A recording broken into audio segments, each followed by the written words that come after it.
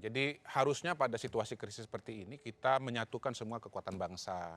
Dan saya belum melihat itu dilakukan. Nah, termasuk dengan misalnya satgas-satgas atau penanganan-penanganan, bagaimanapun caranya kalau bisa mengajak para tokoh-tokoh yang punya modal sosial. Mengatasi masalah ini tidak hanya cukup masalah kompetensi teknis atau modal teknis saja, tapi juga modal sosial. Orang-orang yang ya punya pendukung, ya senior, punya otoritas, itu saya kira perlu diajak bergabung dalam proses ini. Ya tadi menjawab beliau juga, misalnya bayangkan ya kalau seorang Sandiaga Uno menjadi bagian dari penanganan COVID ini, apa nggak kurang tuh yang tadi misalnya nggak happy-happy gitu, minimal kurang sedikit lah. Kan Kalau ada Pak Pak Prabowo bisa ke Prabowo. dalam, loh beda segmen Oh. dong. Yang satu milenial, yang satu kan kolonial kan zaman senior begitu.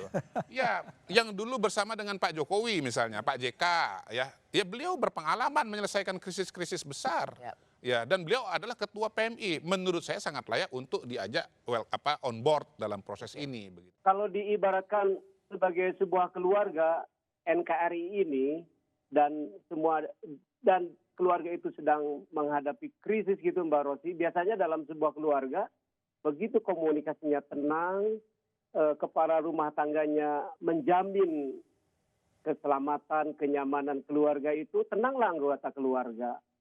Seperti kira-kira analoginya. Jadi komunikasi para pejabat yang solid, yang memberikan kepastian-kepastian, yang saling mendukung satu sama lain, itu memberi ketenangan bagi kita sebagai warga negara.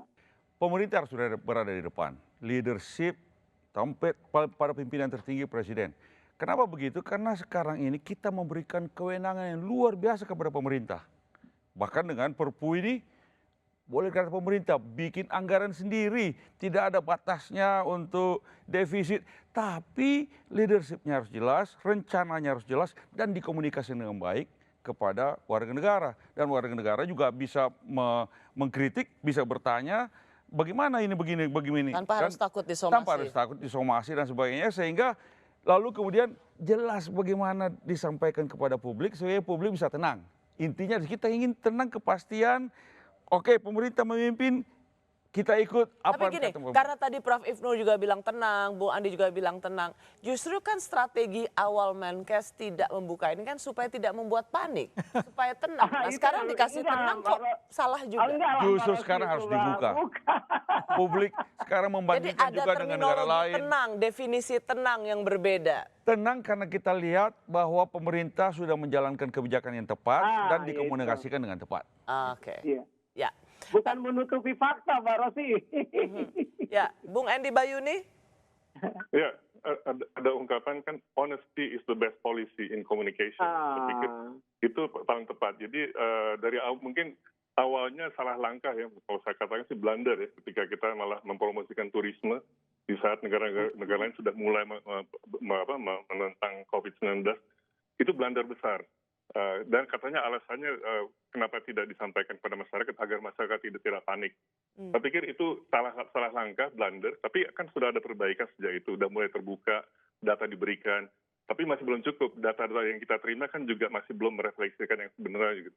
Saya pikir dibuka saja, jujur aja gitu, dan itu akan membangun kredibilitas dari pemerintah. Kalau pemerintah tidak ada kredibilitas, itu bencana gitu, karena pemerintah yang punya kuasa, yang punya data, yang bisa melihat mapping daripada pandemik ini, masyarakat akan mengandalkan informasi dari pemerintah gitu. Kredibilitas adalah modal utama mendapatkan kepercayaan publik. Nah itu ya. Ya. Terakhir, Bung Ande Armando. Ya, stop blunder. Harusnya tidak ada lagi blunder terjadi. Udah belajar kok dari pengalaman yang mana disebut blunder, mana yang tidak. Jadi membaik dan kita harus, kalau saya memandang bahwa apa yang dilakukan oleh pemerintah saat ini, seperti yang dikatakan oleh Bang Andi juga, itu sudah berada on the right track. Yang tinggal perlu disempurnakan adalah bagaimana mengkomunikasikannya kepada publik secara benar. Ya, dan blunder-blunder di masa lalu itu harus diatasi. Jalan keluarnya kalau dalam pandangan saya, bikin kantor komunikasi. Tunjuk orang-orang yang punya keahlian tapi juga dihormati, yang punya otoritas untuk merancang, mengeksekusi komunikasi kepada publik. Karena hanya dengan begitulah masyarakat akan tenang. kalau memperoleh informasi yang satu, yang tunggal, yang tegas, yang jelas. Tidak ada lagi keraguan terhadap kemampuan pemerintah. Ya. Akan halnya mengenai mereka yang membenci Pak Jokowi, saya akan katakan stop. Tadi dikatakan kan, ini kita sedang menghadapinya sebagai suatu bangsa.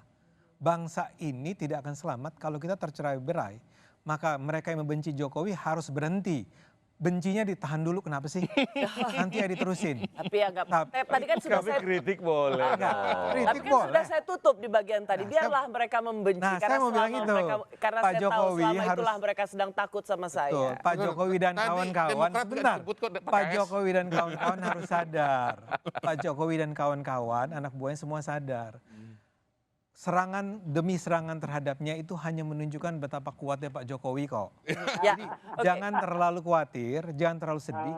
Kritik terima aja, jangan juga baperan terhadap kritik apapun yang Ya, akan terima. itu paling penting sih sebenarnya. Karena tetap harus dibedakan suara-suara kritis yang menginginkan pemerintah ini menjalankan tugasnya di tengah situasi krisis ini dengan penuh kredibilitas. Ya. Karena itulah modal utama Ras. untuk mendapatkan kepercayaan publik.